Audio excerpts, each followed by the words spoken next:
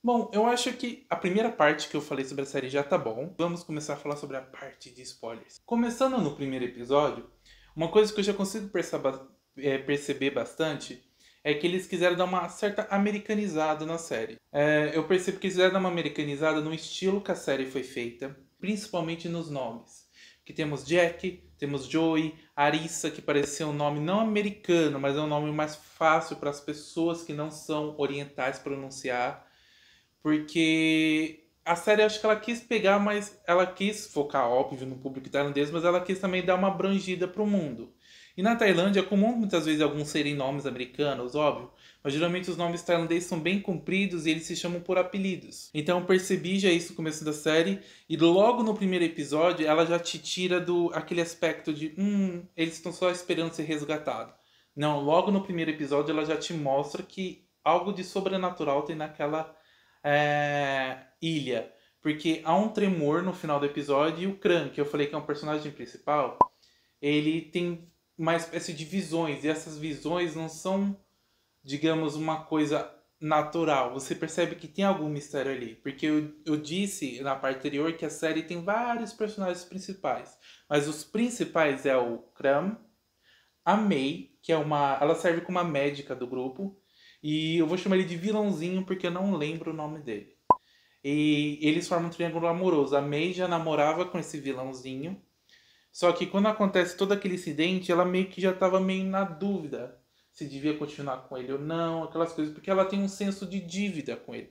Porque através das flashbacks que eu falei que acontece, mostra que o pai dela, eu não sei o que o pai dela fez, se ele abandonou e fugiu com outra, ou ele foi preso, alguma coisa aconteceu que ele deixou a filha e a mãe em dívidas. E ela ia ter que abandonar a escola, e como esse vilãozinho, a família dele é rica, o que que ele fez? Ele pagou, ajudou a pagar a escola para ela. Então ela tem aquele senso e ele faz questão de jogar na cara dela que ela estudou ali graças a ele. Só que ela e o Kran começam a se aproximar. O Kran com todo aquele jeito mais espírito livre, que mostra para ela coisas incríveis que ela não tinha vivido antes. Uma coisa que é mostrada na série que a gente percebe que vai ter uma grande influência no jeito que ela flui é um poema. Eu falei da Arissa, que é uma das personagens principais. Ela, digamos, é a nerd de todo o grupo. Ela que monta as coisas, ela que coloca as peças no lugar. Só que ninguém gosta dela, porque pelo que deu para entender, porque não é falado explicitamente isso aconteceu. Eles vão, através de comentário, você junta as peças, que ela tentou hackear o sistema da escola, alguma coisa assim, e ela acabou vazando informações pessoais dos alunos, fazendo com que todos praticamente ficassem contra ela e odiassem ela. E uma menina tentou finalizar a própria vida. Eu não sei se ela conseguiu ou não, mas pelo que deu para ver, ela se machucou. Aí ela carrega isso, ela carrega a culpa disso porque isso não foi algo intencional. Ela não quis machucar ninguém. Ela foi fazer uma coisa e acabou fazendo outra. Só que o povo não quer saber, eles simplesmente não gostam dela. E ela acaba entrando num segundo triângulo amoroso da série, porque existe uma outra menina que ela é habitante da ilha, assim como o Kran, só que diferente do Kran não se fala da família dela. E ela namora um dos alunos, que é um riquinho, que ele tem um marca-passo no peito dele e ele é muito cabeça quente, esquentado. Ele sempre quer se provar. Ele sempre quer ser o que vai na frente para mostrar que ele pode fazer as coisas, porque ele tem aquele marca-passo que impede ele de fazer as coisas. Então ele quer sempre se provar e também mostra que ele fez uma merda muito grande no passado. Ele atropelou uma pessoa, não resgatou ela e o pai dele encobriu tudo. Então ele carrega essa culpa dentro dele e a ilha traz isso à tona. A ilha é um dos mistérios da ilha, que a ilha parece trazer muito dessa culpa que as pessoas carregam para eles enfrentarem isso, para eles darem de cara com o problema que eles tentam esquecer. Um bom exemplo que é o poema que eu estava comentando, porque eles acham uma espécie de caixa que tem aquelas fitas, sabe aquelas fitas de cinema que a gente usa para filmar? É a mesma coisa, só que é um gravador. E a Arissa monta aquilo e ela se aproxima muito dessa menina que também é uma habitante da ilha. E as duas acabam descobrindo um poema. E esse poema, elas percebem que ele tá estranho porque eles acham o mesmo poema num livro e no livro a ordem do poema tá certa, mas na fita ele tá mudado. E o poema fala sobre uma ilha onde as pessoas eram muito vaidosas, muito gananciosas, muito ruins, e não sei se foi uma deusa, um deus ou uma entidade mágica, alguma coisa assim que mandou um tsunami para limpar essa ilha dos seus pecados. O que remete muito ao lado que, meu, pelos flashbacks a gente vê que muita gente ali tem segredos. Existem muita gente ali que tem culpas, como a Arissa. E acontece um tsunami e de repente eles começam a se dar de cara toda hora com isso. Você faz pensar que esse poema tem uma ligação muito forte. Essa série ela existe muito simbolismo. Que você presta atenção, você acaba pegando. Tem um simbolismo muito grande que eu vou comentar daqui a pouco também, que é uau, bem impactante, que é uma coisa bem sutil que você só percebe se você prestar atenção no cenário. E as duas, através desse poema, elas começam a descobrir que o poema, se você juntar o poema e a Arissa, eu acho que é a Arissa ou a outra moça, ela fica falando que ela já viu alguma coisa, aqueles números em algum lugar. Os números que eu falo é os números dos versos que estão todo invertido. E ela percebe que esses números estão no folheto da escola. Ou seja, tem uma ligação aí. Então o que ela decide fazer? Ela decide juntar o folheto com o poema e descobre que tudo indica uma torre de rádio antiga que está na ilha, que pode estar funcionando e pode ajudar eles a saírem da ilha. E a Arisa decide ir até essa torre para poder descobrir o que tem lá. A Arisa, então, no dia seguinte, ela decide ir até a floresta para poder achar essa torre. E uma coisa que eu percebi é que no começo não é nada, mas ao decorrer do tempo, se você assistir, você deve ter notado também que há uma pedra e dessa pedra tem um formigueiro. Eu acho que não sei se é de formiga ou de cupim, mas eu vou falar formigueiro porque eu acho mais fácil de se falar. Mas se for de cupim, você comenta aí abaixo para mim. Aí ela entra por essa floresta e o clima já muda. De repente começa a floresta ficar mais sombria, sabe? As folhas mais fechadas, dificilmente você vê o céu. É como se ela tivesse entrado em um portal. O que esses episódios estavam me fazendo pensar que existisse um universo paralelo. Porque o jeito que as coisas pareciam... Será que eles foram teletransportados para outro universo? Ou será que eles estavam sempre em um universo e esqueceram que eles estavam naquele universo e foram transportados de volta?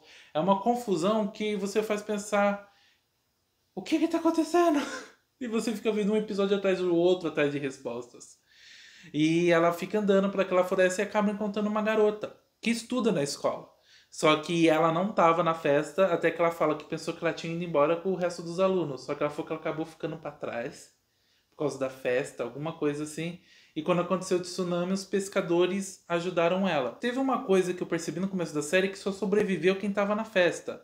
Teve um momento que eu achei muito estranho, que foi que mostrou uma pedra caída em cima de uma pessoa. O que mostra que provavelmente eles devem ter achado o corpo dos habitantes naquela ilha. E muitos que eles não acharam, acharam que o mar levou. Então isso faz pensar assim, se eles foram transportados para outro lugar, que pessoas eram aquelas que estavam ali? Só que essa menina tá muito estranha. Ela dá um rádio pra Arisa e as duas começam a dar pela floresta. E a Arisa ela vai pichando as árvores para poder achar o lugar que ela vai ir. Só que aí elas vão conversando, tal, elas nunca chegam, nunca chegam, nunca chegam. Aí de repente ela não consegue achar a menina e começa a procurar e vê que a menina tá apagando as marcas que ela tá fazendo na floresta. Aí elas começam a discutir e a menina fala que nunca perdoou ela por ela ter vazado as coisas pessoais dela. Não é a menina que se machucou, é a outra pessoa. Aí fala que não perdoou ela pelas informações, pega o spray da mão dela e joga o spray de tinta na cara dela e ela sai correndo freneticamente pela floresta até cair. Aí quando ela cai, ela passa a mão no rosto, não tem tinta. Ela olha para a mão dela, o rádio é uma pedra. Ela se dá conta que quem estava apagando a pichação nas árvores, ela era a mesma. Então a floresta ou aquela ilha estava fazendo ela alucinar, dando de cara com a culpa dela, fazendo ela enfrentar aquilo. E ela continua andando pela floresta e acaba caindo numa ribanceira e desmaia. Aí eu já volto na Arissa, porque a gente já volta nela. Vamos falar um pouquinho voltar pro povo que tá lá na escola. Tem 2 personagens que eu queria muito que eles tivessem tido mais destaque, porque a história deles é muito legal e muito bonita. Até certo ponto. Que é o Crit e o Jack. O Crit e o Jack, eles são namorados. O Jack, ele tem uma irmã que também estuda com ele e a irmã é super apegada a ele. Pelo que deu a entender, o Crit namorava com ela, mas acabou ficando com o irmão. O Jack, ele se machucou no tsunami, parece, ou alguma coisa depois. Só que o machucado dele, eu fico, gente, como vocês vão ver que isso tá errado?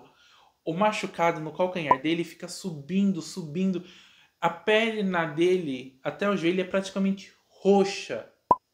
E claramente os remédios que ele tá tomando não fazem efeito. Claramente aquilo não tá ajudando ele. Só que como a Mai, que é a médica da ilha, ela não é tecnicamente uma médica, ela queria fazer medicina, então ela já estava estudando algumas coisas.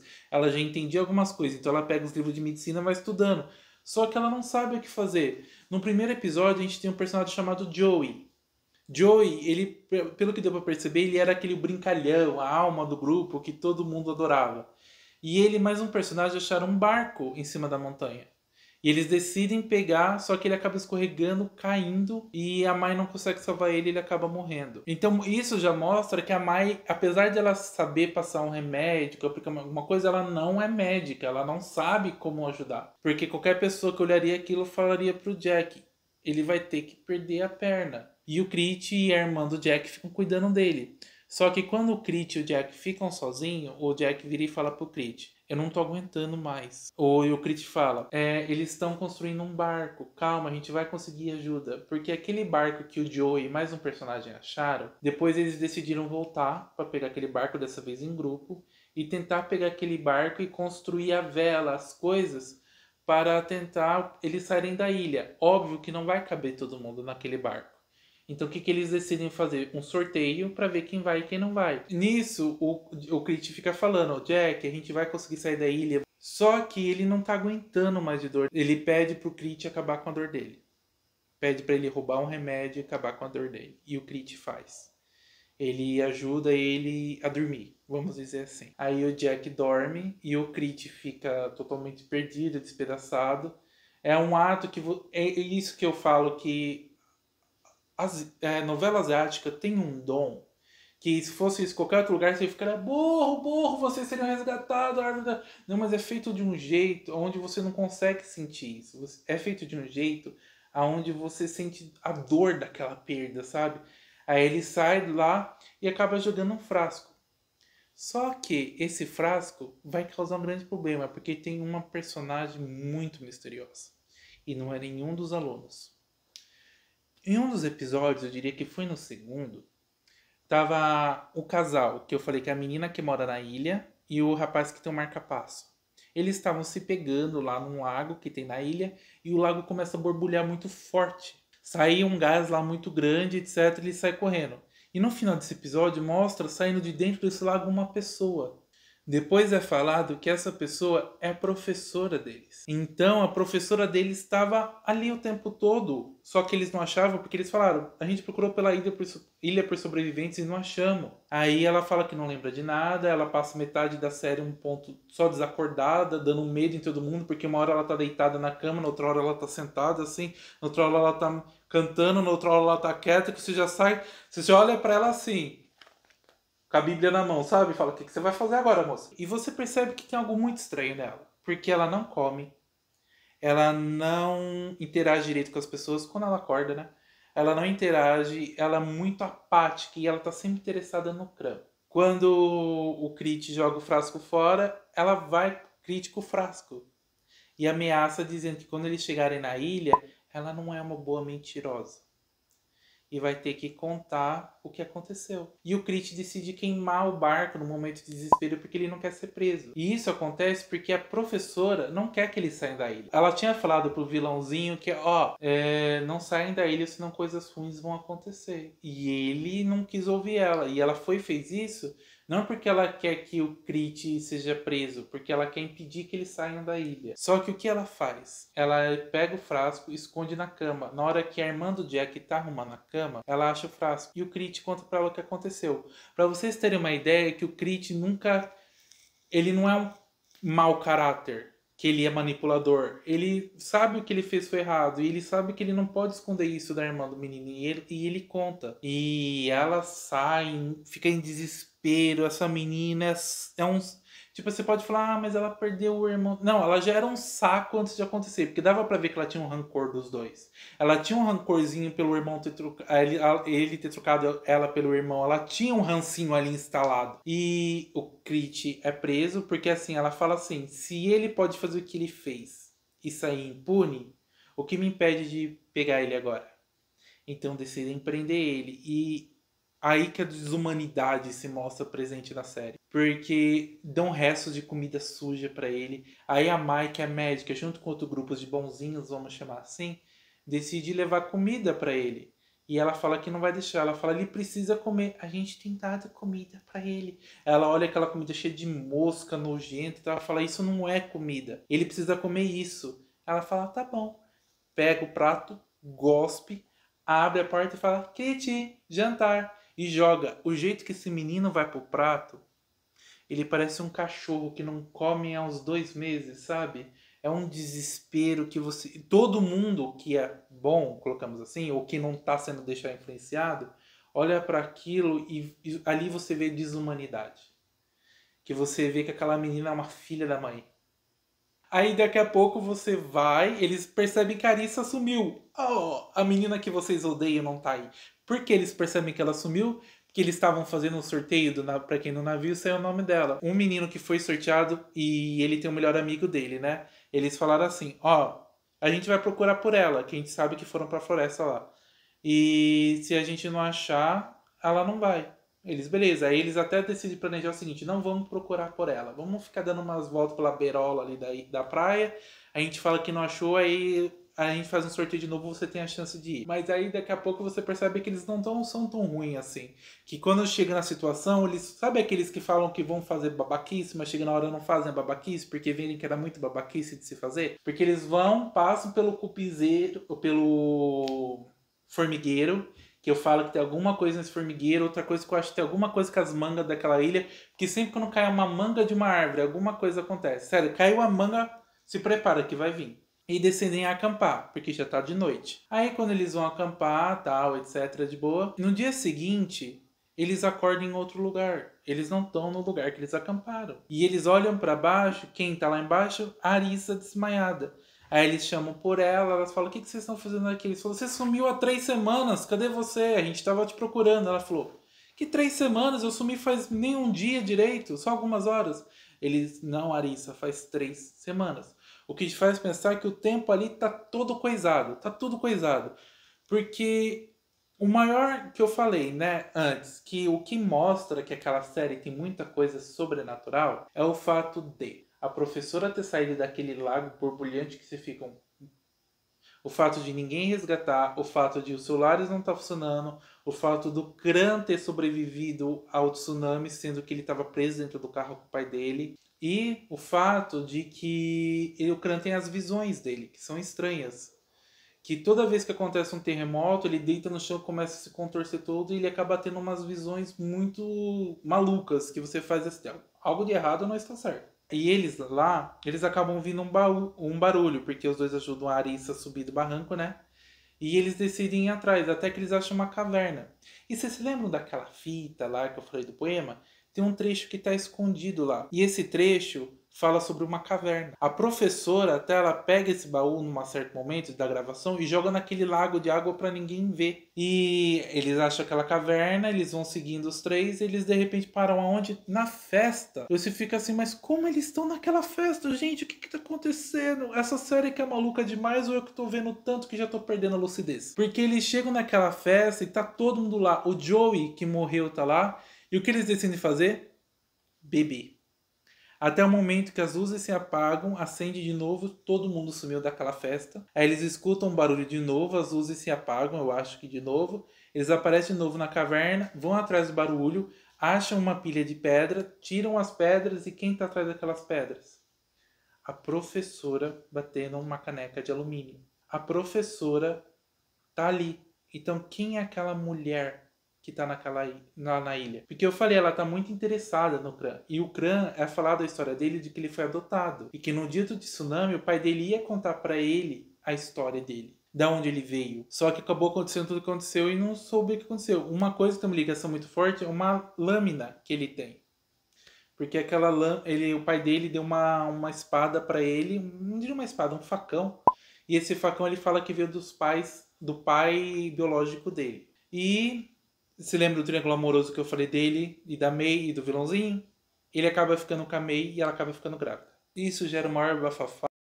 O vilão inspira em loucura, inventa um monte de besteira porque ele é aquele tipo de pessoa covarde que o pai sempre nunca viu valor nele e ele se tornou covarde na vida dele e ele acaba fazendo com que o Kran seja preso com o Crit. O Crit aparecendo de novo. E os bonzinhos decidem arrumar um plano lá para tentar ajudar ele, né? Porque o vilãozinho tem uma hora que ele faz todo mundo se voltar contra a professora falsa, porque os três voltam com a professora verdadeira. E fazer com a professora falsa para ela poder falar que ela já não queria que eles saíssem da ilha e que ela é algum tipo de pessoa e que ela é um demônio. Aí que entra na parte tailandesa da série que eu disse bem no começo do vídeo, ou no vídeo anterior, o fato de que as séries tailandesas, elas têm um talento muito grande elas não têm medo, as séries asiáticas, me corrigindo, elas têm um talento muito grande em mexer com a criatividade, porque é que muitas coisas que a gente vai ver nas novelas, muitas coisas não é trabalhada, porque o povo fala, essa é uma ideia tosca, essa é uma ideia besta, isso não existe de verdade, isso não... Que por fazer parte muitas vezes da fé da cultura asiática, essas certas criaturas, certas religiões, certas entidades, certas coisas, eles não têm medo de colocar isso soar besta, ou colocar certas coisas e soar como irreal, ou mesmo que seja uma criatura sobrenatural que não existem. Eles sabem como colocar isso e parecer verdadeiro. Então, quando eles falam que ela é um demônio, ninguém fica... Tipo, você não fica assim, cara, vocês estão viajando. Não, vocês ficam assim, ela pode ser mesmo. Eles sabem retratar como se existissem, ou existem. E uma forte ligação com a sobrenatural dessa ilha não é só a professora, não é só o fato de ter algo estranho com ela, é uma outra personagem. É uma menina, uma estudante de cabelo curto, e desde o começo ela mostra que ela sente certas coisas no ar, certas diferenças. Ela percebe que quando algo não está natural, mostra que quando ela era criança, ela teve uma premonição do pai dela falecendo e o pai dela faleceu. E seguindo pro rumo final da série, né? A Mai tá presa numa torre porque o vilãozinho prendeu ela, porque ele quis fugir da ilha com ela. E a professora disse que se ele fugisse ia acontecer coisas ruins. E aconteceu. Foram jogadas bolas de fogo no barco. Tipo, o que tem nessa ilha? E ele acaba prendendo ela numa torre, o Kran salva ela, os dois fogem, se separam do grupo, acontece uma bafafá, ele encontra com a professora falsa e a professora falsa fala pra ele que para ele saber a verdade ele tem que ir com ela. E é explicado mais ou menos o que acontece. Até tem uma que eu falei que a série tem muito simbolismo, né? Ela tem um momento que eles estão lá, precisamos lutar para poder sair dessa ilha.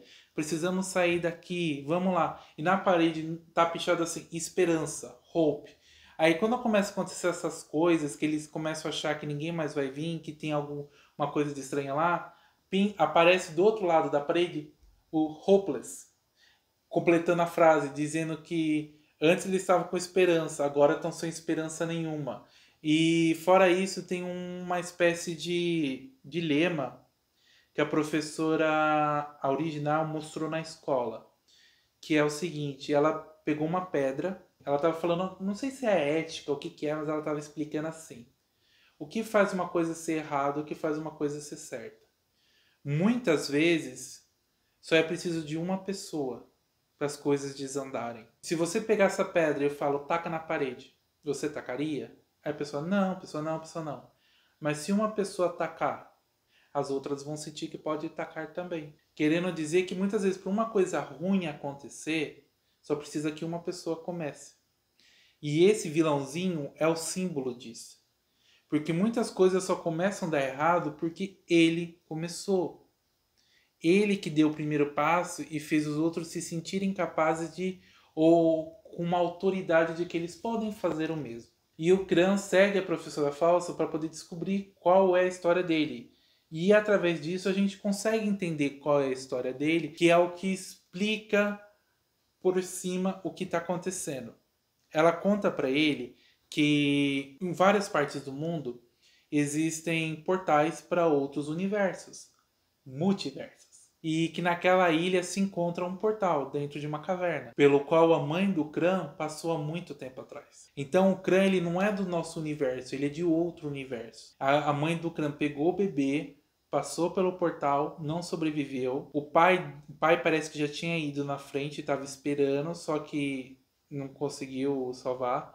Aí o pescador, que é o pai adotivo do Kran, o pai biológico do Kran entregou para ele a criança e entregou a espada que era dele. E a professora, a criatura que ela é do mesmo universo do Kran. E é ela que está causando as alucinações nele, porque ela abre a bocarra dela, porque aquilo não é uma boca, é uma bocarra, e acaba fazendo acontecer um terremoto que o Kran acaba sempre tendo as visões dele. Então é explicado isso. E ela fala que ele é a esperança. Alguma coisa assim, ele é a chave de tudo. E pede para ele, fala para que ele passar pelo portal de novo, tal, e ele vai. Aí o Crit tá lá, ele atravessa o portal, ele entra no lago para atravessar. E nisso, eu não sei se ele foi para um universo diferente que a mãe dele foi, que era o nosso. Ou talvez não seja o nosso, já não entendo mais nada. Ou ele pegou uma curva pela beirola esquerda em vez de ir para a direita, fez zigue ao invés de fazer zague, que ele veio parar no nosso universo, mas ele parou em outro lugar. Porque ele sai numa espécie de... eu vou chamar de bolha de ar. Sabe quando a gente vê aqueles filmes que tem lá no fundo do mar, aí eles sobem, aí eles estão numa espécie de caverna subterrânea que lá tem uma bolha de ar que eles conseguem respirar? Mais ou menos isso. E nisso tem uma escada enorme, uma porta linda, toda dourada, cheia de enfeites. Ele abre aquela porta e, essa cena é muito simbólica. Mas o poema era simbólico, aquele negócio de esperança sem esperança era simbólico. Mas essa cena foi a mais simbólica da série. Mostra que enquanto o Kran tá lá abrindo a porta, o vilãozinho tá fazendo um discurso de que ninguém vai vir nos resgatar. A gente tá sozinho. Esse é o nosso lugar agora. E ele fazendo esse discurso de que não há esperança. Não tem esperança nenhuma para eles serem resgatados. Enquanto isso, o Kran tá literalmente abrindo a porta da esperança. Mostrando que há sim chances de eles saírem da ilha. Há chances de todos ficarem bem e serem resgatados. Então, de um lado, a gente tem o símbolo da falta de esperança e do outro da esperança.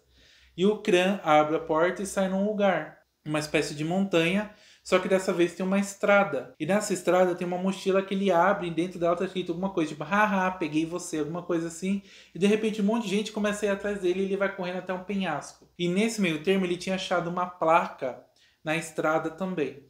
Que é importante eu falar sobre essa placa. Aí, nisso que as pessoas...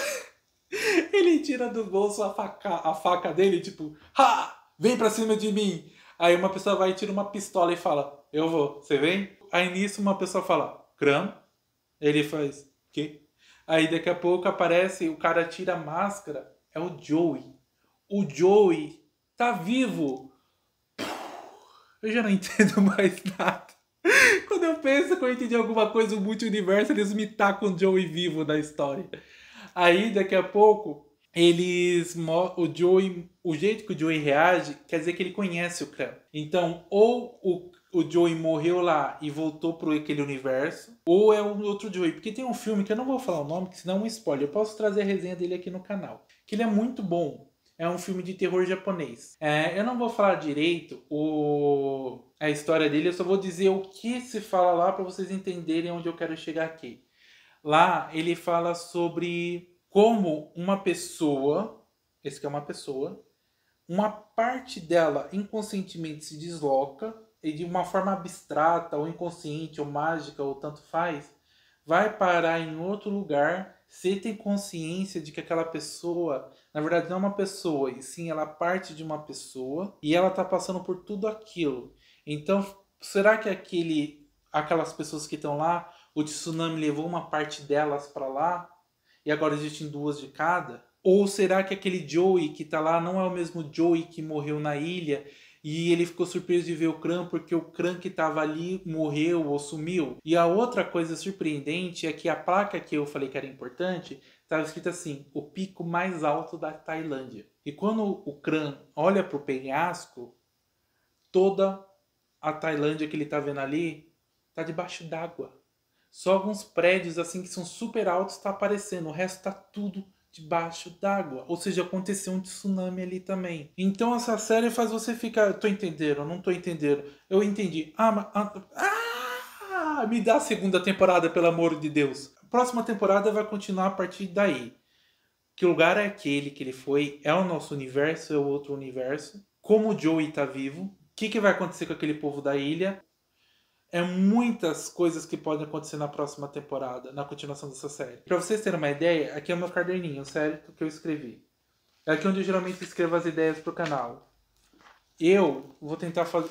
Fiz um resumo de cada episódio para falar para você direitinho.